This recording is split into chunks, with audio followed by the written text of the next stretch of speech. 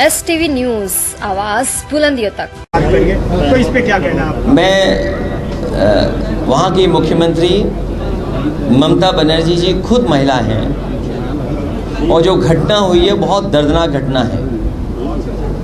और जो एक मुख्यमंत्री रह कर के फैसला ले सकता है, ममता बनर्जी जी ने फैसला भी लिया है। उन्होंने ये भी कहा है कि कार्रवाई होगी, जो दोषी हैं उनके खिलाफ जांच भी ट्रांसफ़र हो गई है। लेकिन ऐसी घटनाओं पर भारतीय जनता पार्टी को राजनीति नहीं करनी चाहिए। और ये बात मैं इसलिए कह रहा हूँ बड़ी जिम्मेदारी के साथ। उत्तर प्रदेश में भी जब समाजवादी सरकार थी, और याद करिए वो पन्ने पलटना आप, भारतीय जनता पार्टी ने डॉक्टरों से मिलकर के माहौल ख़राब करने का काम किया था। घटना दर्दनाक है, जिस तरह से सूचना मिल रही है, जो जानकारी मिल रही है। लेकिन आप खुद सोचिए यूपी में हालत क्या है, सोनभद्र की घटना या अन्य जिलों की घटनाएं मैं कैसे याद दिलाऊं आपको। क्या उत्तर प्रदेश में बेटियां सुरक्षित हैं? और फिर भारतीय जनता पार्टी की सरकार यहाँ पर भी है, दिल्ली में भी है। क्या उन्होंने वो सब इंतज़ाम कर दिए कि बेटियों के साथ, माताओं बहनों के साथ कोई घटना ना हो? और अगर हम आंकड़े देखें, ये मैं आंकड़े नहीं बता रहा हूँ, हम सरकार में नहीं हैं, ये आंकड़े तो सरकार के हैं। आप लोग सब गूगल कर सकते हैं। ये अलग बात है कि आप पे भी दबाव रहता है तो वो आप गूगल नहीं करके आंकड़े बताओगे। लेकिन तब भी हमारे तमाम सब पत्रकार साथी हैं, वो ये जानते हैं कि अगर हम आंकड़े निकलवा रहे हैं देश के, तो सबसे ज़्यादा असुरक्षित महिलाएं और बेटियां कहीं हैं तो वो उत्तर प्रदेश में हैं। तो उसका जिम्मेदार कौन है? ऐसी घटनाओं पे राजनीति नहीं करनी चाहिए। और मैं आपको भरोसा दिलाता हूँ कि समाजवादियों ने जो प्रोग्रेसिव पॉलिटिक्स की बात की है और जो संपन्न बनाने की पॉलिटिक्स है, जो रोजगार दिलाने की पॉलिटिक्स है, नौकरी दिलाने की पॉलिटिक्स है, उस दिशा में हम लोग काम करेंगे। क्योंकि जब प्रधानमंत्री लाल किले से ये कहें, हालांकि वो आंकड़े गलत हैं उनके, लेकिन फिर भी अगर हम उनके आंकड़े वो मान लें, जो उन्होंने ये कहा कि आज़ादी के समय पर देश की आबादी 40 करोड़ थी और आज 140 करोड़ हो गई है, तो सोचिए हमारे आपके सामने चुनौतियाँ कितनी हैं और आने वाली पीढ़ी के सामने हमें कैसा देश और कैसा समाज बनाना है, वो भी बड़ी चुनौती है। इसलिए बीजेपी ने जो बिगाड़ा है सब, उत्तर प्रदेश से लेकर के देश की अर्थव्यवस्था से लेकर के सब कुछ बिगाड़ दिया, उसको ठीक करने का मौका जनता देगी और 27 में जनता मौका देगी तो आप परिवर्तन देखने को मिलेगा।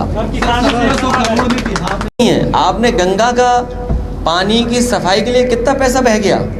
नमामि गंगा के नाम पर वो तो एक पुल बहा है, और एक पुल नहीं बहा, बिहार में कई पुल बहे हैं। अगर देश में सबसे ज़्यादा पुल बहे होंगे तो शायद बिहार में बहे होंगे। और उसका कारण कई कारण हैं। कई बार नदियां अपना रास्ता बदल देती हैं, क्योंकि ये बड़ा सवाल है। मान लीजिए पुल बनाया यहाँ, मैं एक खबर देख रहा था आपके किसी चैनल के माध्यम से चल रही थी कि जहाँ पुल है वहाँ पर नदी नहीं बह रही थी, नदी कहीं और बह रही थी।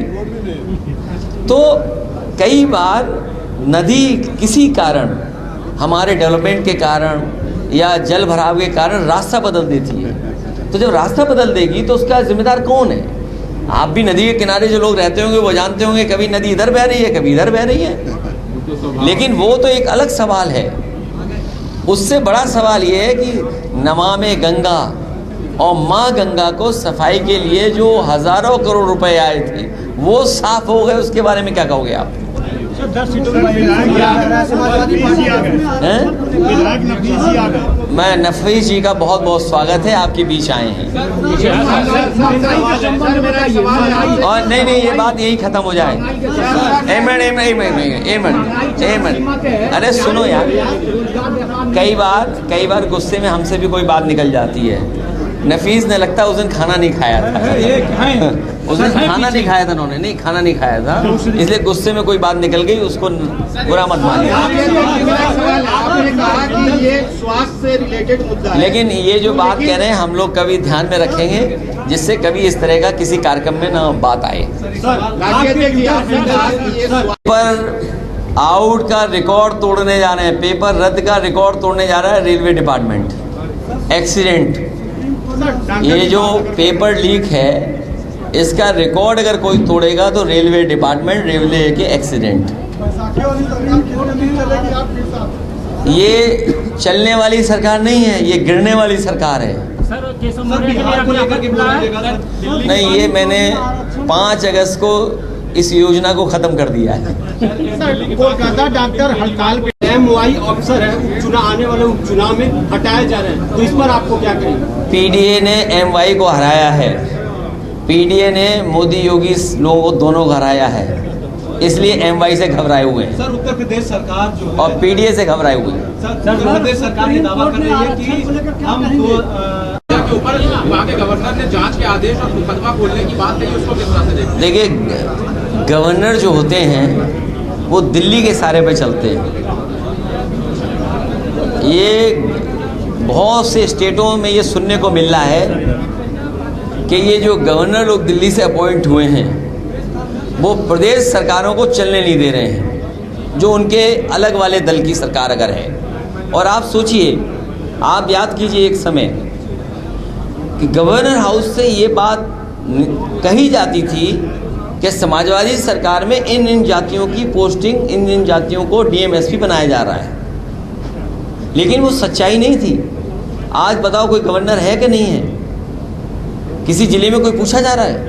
और आपने तो खुद ही सवाल मुझसे पूछा कि जहाँ 10 उपचुनाव हो रहे हैं वहाँ पर जानबूझ करके कि मुस्लिम कौन है, यादव कौन है, उनके ट्रांसफ़र कर दिया, हटा दिया उनको।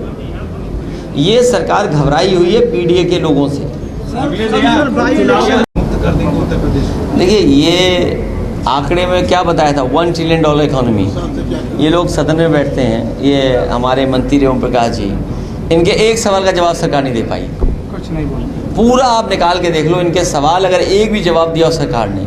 और फिर $1 ट्रिलियन इकोनॉमी, आप तो पढ़े लिखे पत्रकार हो, अगर उत्तर प्रदेश की $1 ट्रिलियन इकोनॉमी का सपना देख रहे हैं तो किसान खुशहाल होना चाहिए, नौजवान को नौकरी रोजगार मिलना चाहिए, महंगाई कम हो, या कहीं ना कहीं पुल बन रहा हो, कहीं ना कहीं कारखाना लग रहा हो, तब $1 ट्रिलियन इकोनॉमी बनेगी। और $1 ट्रिलियन इकोनॉमी बनाने के लिए 30% की ग्रोथ रेट चाहिए, और सरकार की अभी 7% भी नहीं है। सोचिए क्या कहती थी सरकार कि इतने लाख करोड़ का निवेश लेकर के आ रहे हैं। किसी उद्योगपति ने निवेश किया हो तो बताओ, आजमगढ़ में कोई फैक्ट्री लग रही हो तो बता दो, आप मऊ में लग रही हो तो राजीव बता दें।